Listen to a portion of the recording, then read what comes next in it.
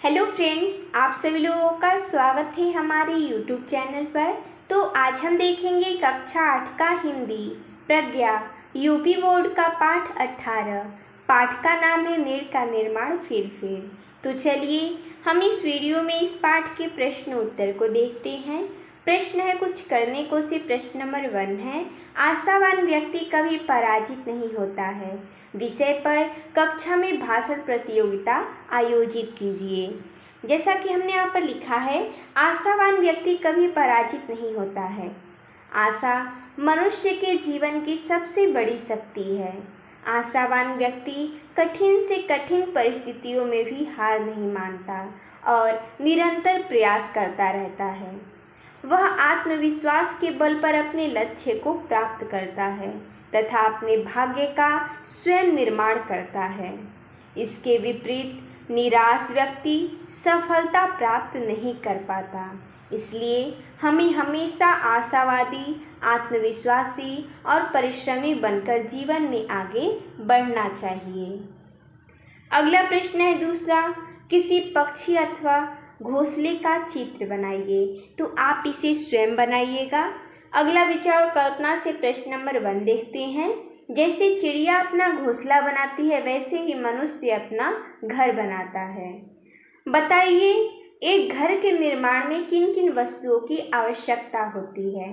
उत्तर हो जाएगा, एक घर के निर्माण में ईंट, सीमेंट, रेत, सरिया, गिट्टी, लकड़ी, पानी तथा अन्य निर्माण सामग्री की आवश्यकता होती है।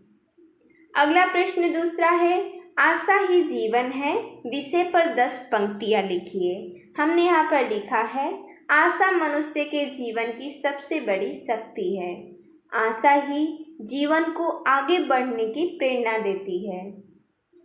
आशावादी व्यक्ति कठिन परिस्थितियों में भी हार नहीं मानता। वह आत्मविश्वास के साथ अपने लक्ष्य की ओर बढ़ता है। आशा से मनुष्य का मनोबल बढ़ता है। निराशा मनुष्य को कमजोर और असफल बनाती है। सभी महान व्यक्तियों ने आशा और परिश्रम से सफलता प्राप्त की है। आशावादी व्यक्ति हर समस्या का समाधान खोज लेता है। हमें हमेशा सकारात्मक सोच रखनी चाहिए। इसलिए कहा जाता है कि आशा ही जीवन है।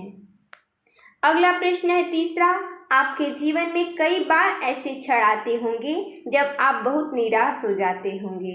विचार करें और लिखें कि निराश के क्षणों में आप स्वयं को किस प्रकार संभालते हैं।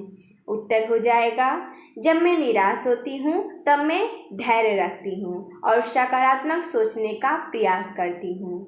मैं अपने माता पिता, गुरुजनों या मित्रों से अपनी बात साझा करती हूँ और उनकी सलाह मानती हूँ। मैं यह विश्वास रखती हूँ कि कठिन समय हमेशा नहीं रहता।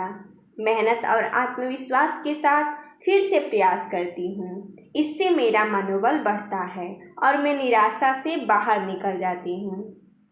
अगला पाठ से प्रश्न नंबर 1 है, नेह का आवाहन फिर से कवि का क्या आशय है।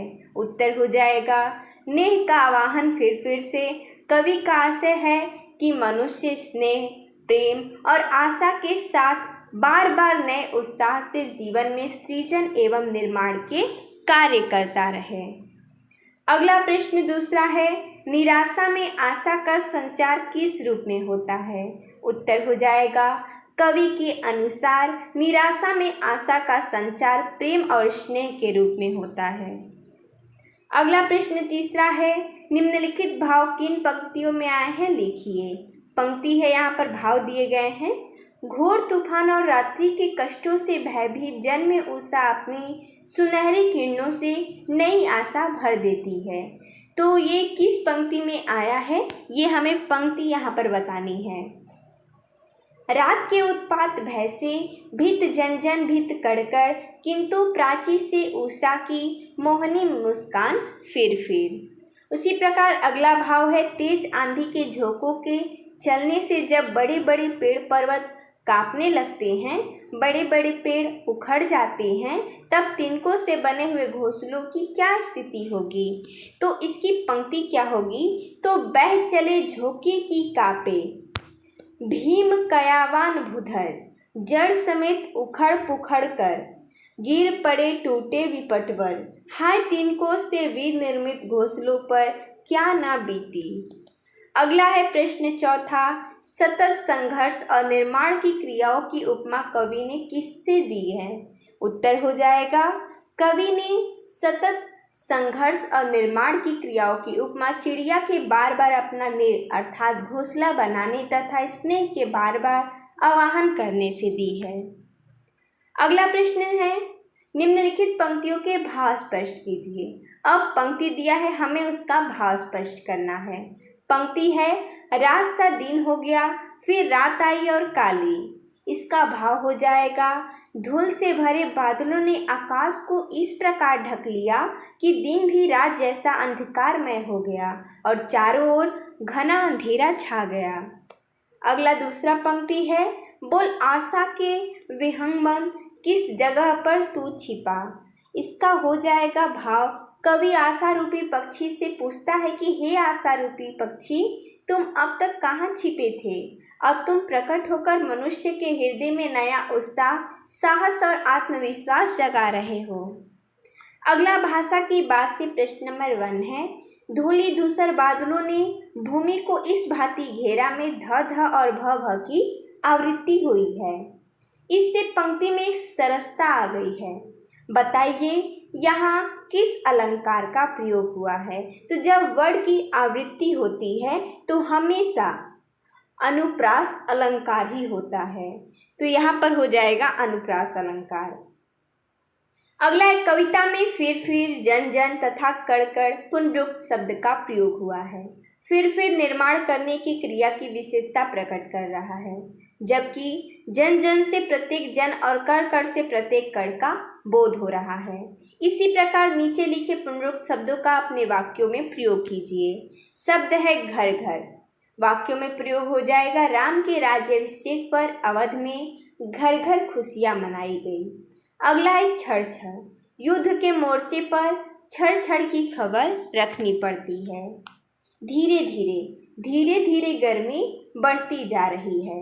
भाई भाई, हमें भाई भाई बनकर प्रेम और सद्भाव से रहना चाहिए। चलिए अगला प्रश्न देखते हैं, तीसरा, इस कविता को पढ़िए। चलिए कविता को पढ़ते हैं। दुख की पिछली रजनी, बीच विकसता सुख का नवल प्रभात, एक पर्दा यह झीना नील छिपाए है जिसमें सुख गात, जिसे तुम समझे हो अभिशाप, जगत की ज्वालाओं का मूल, इसका वह रहस्य वरदान, कभी मत इसको जाओ भूल, विषमता की पीड़ा से व्यस्त हो रहा स्पंदित विश्व महान, यही दुख सुख विकास का सत्य, यही भूमा का मधु मैदान।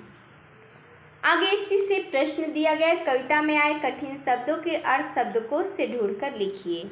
जैसा कि हमने यहाँ पर लिखा है, रजनी, रजनी का अर्थ हो जाएगा रात, नवल का नया, प्रभात का सवेरा, गात का अर्थ हो जाएगा शरीर, ज्वाला का अर्थ हो जाएगा अग्नि, स्पंदित का अर्थ हो जाएगा धड़कता जीवित, भूमा का हो जाएगा ऐश्वर्य।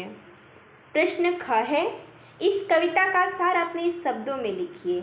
हमने यहाँ पर लिखा है, कवि कहते हैं कि दुख की अंधेरी रात के बाद ही सुख का नया प्रभात होता है। दुख और सुख जीवन के दो पहलू हैं। मनुष्य जिसे अभिशाप समझता है वह कभी कभी ईश्वर का छिपा हुआ वरदान होता है, इसलिए कठिनाइयों से घबराना नहीं चाहिए। संसार में अनेक विषमताएं और पीड़ाएं हैं, परंतु इन्हीं के कारण जीवन में विकास और उन्नति होती है। दुख और सुख का यह क्रम ही जीवन का सत्य है और यही ईश्वर का मधुर उपहार है। अगला प्रश्न है, इसी कविता से कविता पर अपने साथियों से पूछने के लिए प्रश्न बनाइए। हमने यहाँ पर बनाया है, दुख की पिछली रजनी बीच विकसता सुख का नवल प्रभात से कवि का क्या तात्पर्य है। और प्रश्न दूसरा, जग की पीड़ा के क्या कारण हैं। कविता से है, कविता को उचित शीर्षक दीजिए। हमने यहाँ पर शीर्षक दिया है सुख दुख। तो इस प्रकार हमने इस वीडियो में इस पाठ के प्रश्न उत्तर को देखा। तो मिलते हैं तब तक के लिए धन्यवाद दोस्तों।